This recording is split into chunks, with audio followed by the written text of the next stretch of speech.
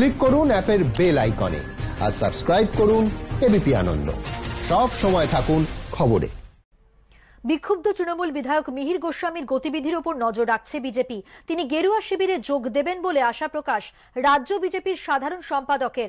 কোচবিহারে গতকাল দলীয় কর্মসূচিতে যোগ দেন রথীন্দ্রনাথ বসু। কোচবিহার দক্ষিণ কেন্দ্রের তৃণমূল বিধায়ক মিহির গোস্বামীকে স্বচ্ছ ভাবমূর্তির রাজনীতিক বলে উল্লেখ করেন বিজেপি নেতা। দিবাস্বপ্ন দেখছে বিজেপি, মন্তব্য জেলা তৃণমূল নেতৃত্বের। মিহির গোস্বামীর প্রতিক্রিয়া এখনো মেলেনি।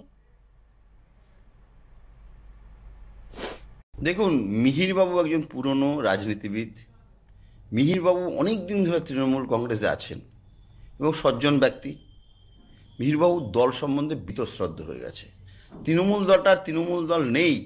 মানুষ 2011 সালে তৃণমূল কংগ্রেসকে যেভাবে দেখেছিল, এখন সেই তৃণমূল কংগ্রেস নেই, সেটা মিহিরবাবু মানে অলরেডি মিডিয়াতে জানিয়ে দিয়েছে। তো মিহিরবাবু নিশ্চয় আমার মনে হয় কি চিন্তা করছেন যে সেটা উনি ঠিক করবেন। তবে উনি তৃণমূল দলকে সমর্থন করেন না মনে মনে, কারণ উনি বলেছেন সেই দিদি আর সেই দিদি নেই। অ্যাকচুয়ালি দিদি সেই দিদি নেই, যে দিদি 2011 সালে ছিল সেই দিদির শাড়িতে এখনো রক্তের প্রচুর ছাপ জমে গেছে। কারণ যে হারে হচ্ছে বিরোধী কার্যকর্তাদের, বিজেপি কার্যকর্তাদের, এটা মানুষ ভালোভাবে নিচ্ছে না।